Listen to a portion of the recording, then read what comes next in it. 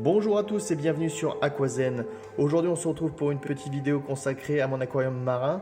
On va faire le tour un petit peu de mes coraux, des nouvelles choses qu'il peut y avoir dans le bac et des retours d'expérience par rapport au matériel que j'ai récemment commandé et que je vous avais montré dans mes précédentes vidéos. Donc pour commencer, les coraux, je trouve qu'ils sont super. Et là je peux vous montrer d'ores et déjà une nouveauté. À savoir ce truc rouge, qu'est-ce que c'est à votre avis? Pour ceux qui ne connaissent pas, il s'agit d'une gorgone. Alors elle a la particularité, c'est une bouture que j'ai achetée en magasin, ou plutôt qu'on m'a offert pour être plus précis. Et donc du coup, elle est a priori bien adaptée au bac nano, dans la mesure où elle n'est pas censée non plus se développer beaucoup plus que ça et prendre une proportion trop grande.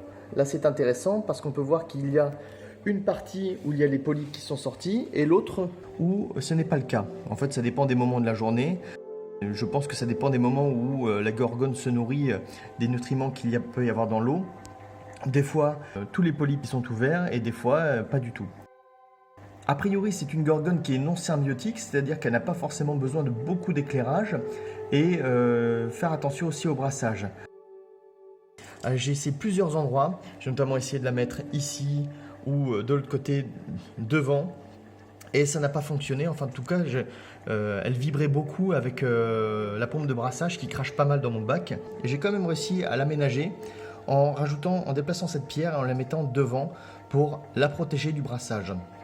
Quant à l'éclairage, j'éclaire jamais à fond mon bac. Et on peut voir quand même que les coraux s'en portent pas plus mal.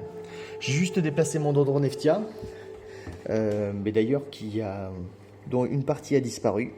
Il reste une toute petite bouture rose, je ne sais pas si vous la voyez bien. La gorgone, mais c'est quand même au niveau couleur, c'est du rouge, donc déjà ça pète. Et c'est quand même vachement sympa quand il y a les polypes qui ressortent. Et là je suis rassuré, ça fait plusieurs jours que la gorgone est dans le bac et elle s'est bien adaptée et je pense avoir trouvé sa place. Donc tant mieux. Les autres coraux, retour sur le Rhodactis qui a été récemment introduit et vous avez pu voir dans la précédente vidéo que mes poissons clowns, donc vous pouvez apercevoir la femelle qui se balade dans le coin, ont enfin adopté non pas une anémone mais un corail, comme ça se fait assez souvent. Alors il faut savoir que les poissons clowns se frottent également sur le Pachyclavularia et un peu aussi sur les Zoanthus de temps en temps, mais principalement ils viennent se blottir ici. Alors, les poissons clowns on ne les voit pas beaucoup parce qu'ils se cachent derrière. Ils sont en pleine parade amoureuse. La femelle recommence un petit peu à chasser entre guillemets le mâle. Alors, ça dépend un petit peu des périodes. Là ici j'avais déplacé une petite bouture du Rhodactis ici en bas, de manière, parce que de toute façon vu que ça prend beaucoup d'ampleur, je me suis dit que le mettre en bas, ça limiterait un petit peu son expansion et si jamais il grossit, ça lui laisse de la place. Et ça y est, les deux sont là. Vous pouvez observer le comportement du mâle et de la femelle. Donc la femelle c'est la plus grosse et le mâle c'est le plus petit. Donc comme je dis souvent, là je trouve que la femelle en ce moment, elle a chaud quoi. Et il va tout de suite se planquer. Alors c'est une situation qui ne dure pas, j'ai pu le constater. Je ne sais pas si d'autres récifalistes ont rencontré ce type de comportement. Enfin moi j'ai remarqué que pendant environ un gros mois, la dernière fois, la femelle n'avait pas arrêté de harceler le mâle. Et puis ça s'était tranquillement calmé ensuite. Donc nul doute que ça revienne à la normale aussi. En tout état de cause, il arrive quand même à s'alimenter, ils se font pas mal en tout cas. Mais on sent que ça travaille un petit peu les hormones. Qu'est-ce qu'on peut voir? Le Pachyclavularia, ici, au centre de l'écran. Je vais essayer de prendre une vue un petit peu plongeante. Voilà. Je ne sais pas si vous vous souvenez, vous pouvez comparer avec mes premières vidéos de manière à voir son extension. C'était juste une petite bouture, il n'y avait pas grand-chose. C'était le clown qui nous regarde. C'est marrant. Et donc du coup, il prospère beaucoup et c'est plutôt sympa. Alors, le seul regret que j'ai, c'est que le Rhodactis est de la même ton de couleur que le Pachyclavularia. Là pour ça je suis pas hyper content. Enfin voilà, je voulais un Rhodactis. Des fois il y en a des plus colorés. Vous pouvez en trouver qui sont carrément tout vert foncé. Il y a plusieurs teintes différentes si vous cherchez la même chose. En termes de coraux, il y a aussi le Zoanthus. Pareil, vous pouvez comparer avec mes toutes premières vidéos. Mais le Zoanthus, il se propage de plus en plus. Et depuis que j'ai bougé la pierre qui est côté, qui vient cacher la gorgone, du coup ça lui a libéré de la place et il continue de pousser. Donc franchement, c'est top et ça veut dire que finalement, il trouve dans l'eau tout ce qui va bien, le calcium, le magnésium, la densité, etc. Le brassage est bon, donc tout va bien. Ici sur le côté, je ne me lasse pas de regarder le Discosoma. Le Discosoma qui fait à peu près partie de la même famille que le Ricordea qui est derrière et que le Rhodactis. C'est des anémones champignons, on va dire. Il a pas mal grossi et il a toujours tendance à aller rogner le Palitoa qui est à côté. Je ne sais pas si vous apercevez. Les quelques polypes qui sont un petit peu, je dirais, je qualifierais de brûlés. Et donc voilà, même si j'ai déjà essayé de le déplacer, le Palitoa, il continue à s'étendre et à grossir. Donc là, il englobe bien la pierre, donc c'est joli. Après, jusqu'à quand il va grossir, on verra. Le Palitoa, il est toujours de bonne facture. Et vu qu'il est cantonné sur une pierre, eh bien, il ne s'étend pas trop, ce qui m'arrange quelque part. Je cherche également le Blenny, mais je ne le vois pas. Il doit être caché soit dans le... Alors le Blenny, souvent, il se cache dans le Palitoa. Je vous avais déjà montré ça dans une précédente vidéo. Et des fois, il se met sous le Discosoma, juste à côté. Donc là, je ne sais pas où il est, je ne le vois pas. Et là, vous pouvez apercevoir tout en bas dans le trou le clown mâle qui joue à cache-cache avec la femelle.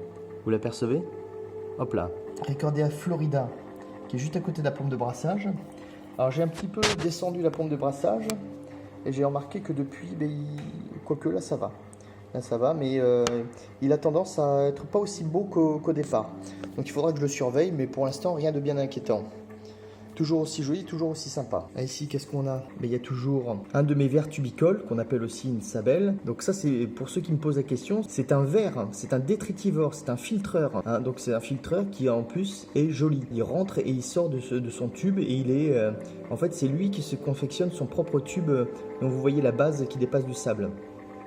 Juste à côté, un petit détritivore, un escargot, un Anulus cyprea, un escargot de type porcelaine. Je ne sais pas si on va la voir, vous pouvez apercevoir les antennes de ma crevette Debedius.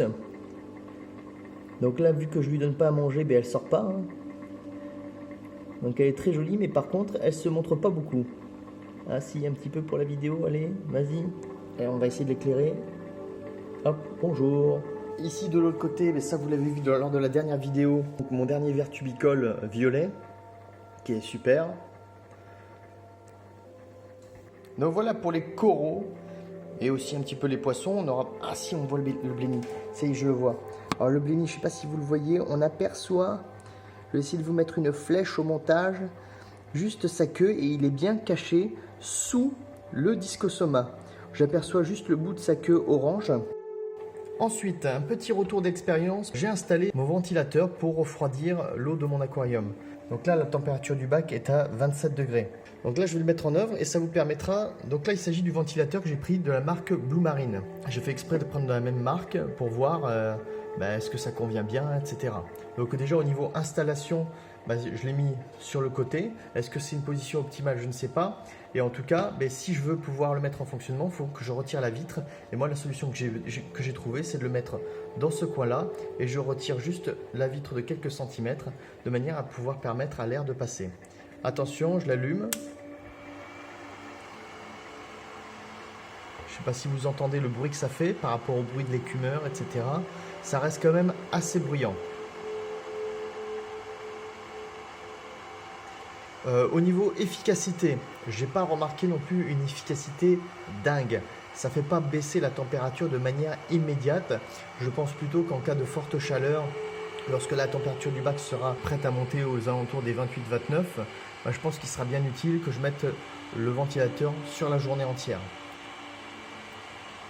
Donc je continuerai à tester ça et puis je vous dirai si ça vaut vraiment le coup d'acheter celui-là ou de plutôt prendre un autre modèle. En termes de bruit, on est à 37,5 dB.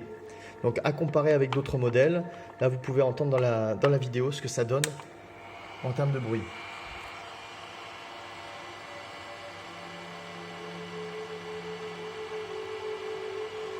Voilà.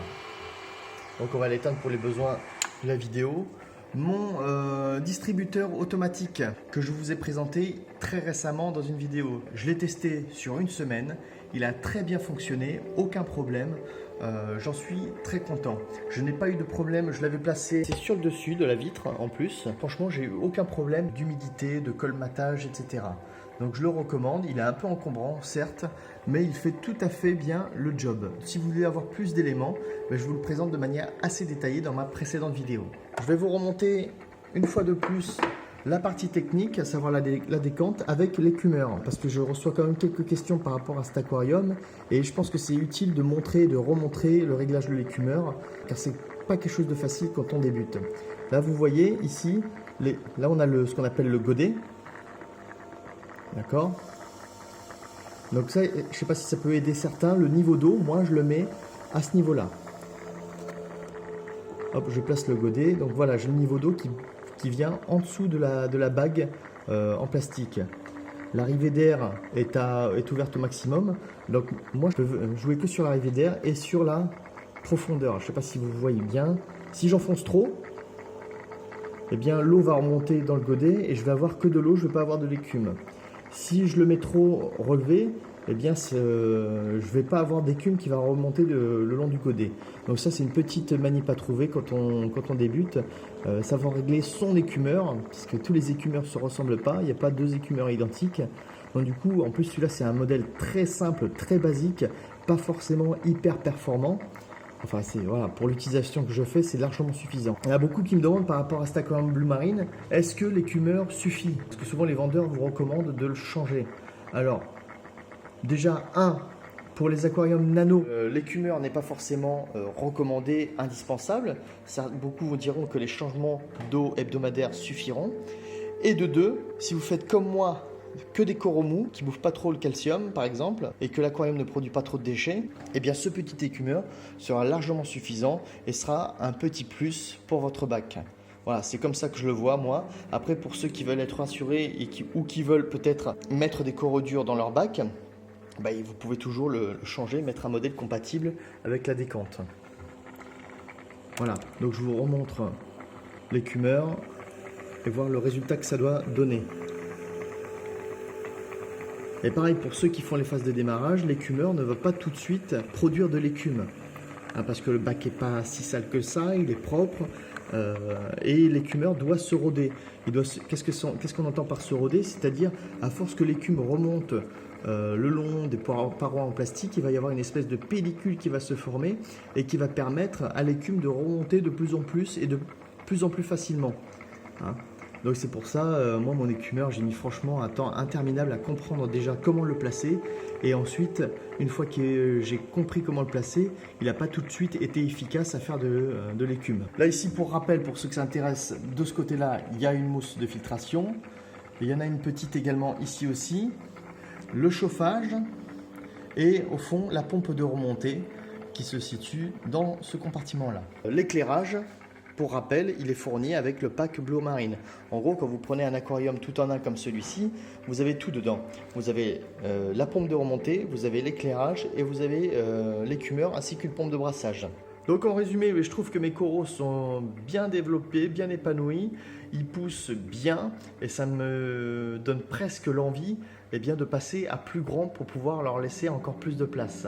Mais ça, on en parlera peut-être dans une autre vidéo concernant mes projets futurs. Encore une fois, avant de partir, n'hésitez pas à mettre un pouce bleu, faites-moi exploser la part des pouces bleus. Si vous avez aimé cette vidéo, vous vous abonnez à la chaîne. N'hésitez pas à mettre dans les commentaires ce que vous pensez du bac, et ce que vous pensez des coraux, etc. Si vous avez des questions, n'hésitez pas, je y répondrai dans la mesure de mes compétences bien entendu. On se quitte avec quelques images de ma gorgone. Voilà, j'en ai terminé pour aujourd'hui. J'espère que ça vous aura plu. Je vous dis à la prochaine. Allez, ciao et n'oubliez pas en attendant, restez zen.